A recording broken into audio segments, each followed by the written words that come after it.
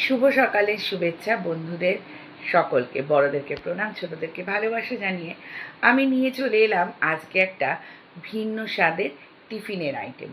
এটা কিন্তু বাচ্চাদের জন্য ভীষণ ভালো, যেহেতু ভীষণ কম তেলে হয় এবং বয়স্ক যারা আছে তাদের জন্য কিন্তু খুব ভালো।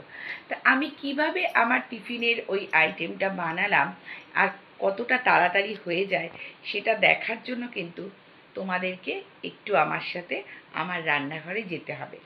অল্প একটুখানি সময় আমাকে তোমাদেরকে দিতে হবে, আর সেই সময়টুকুই আমি তোমাদের থেকে চেয়ে নিচ্ছি।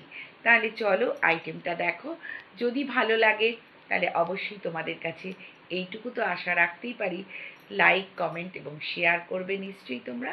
তাহলে চলো রান্নাঘর পর্যন্ত। 1 কাপ সুজি এবং 1 কাপ টক দই ভালো করে মিক্সিং জারে ব্লেন্ড করে নিয়েছিলাম। কিছু ভেজে রেখেছিলাম সবজি, যেমন বাঁধাকপি, ক্যাপসিকাম আর বিন, এরকম কিছু সবজিকে তোমরা ভেজে রেখে একটুখানি এর মধ্যে মিশিয়ে দিও। আর ফোড়নে দিয়ে দিয়েছিলাম সর্ষের তেলের মধ্যে সর্ষে এবং শুকনো লঙ্কা।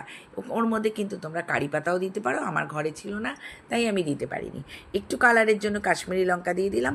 ফোড়নটা যেই গরম হলো ওই মিক্সচারটার মধ্যে দিয়ে দিলাম, ভালো করে ব্লেন্ড করে নিলাম। এরপর আমার একটা ওপম প্যান আছে। ও আরেকটা কথা, এই মিক্সারটার মধ্যে আমি কিন্তু 1/2 টিস্পুন ইনো অ্যাড করেছিলাম, বেশ ফ্লাপি হয়ে গেছিলো এবং আধ ঘন্টা রেস্টে রেখে দিয়েছিলাম। তারপর ওপম প্যানের মধ্যে একটু তেল দিয়ে 1 হাতা করে ছোটো ছোটো করে দিয়ে নিলাম। তারপর ওপমগুলো একটা দিক হয়ে উঠতেই উল্টে দিলাম একটা ছোট্ট চামচের সাহায্যে। তোমরাও তাই করবে, একটা দিক ভালো করে হয়ে গেলে উল্টে দেবে। রেডি ওপম।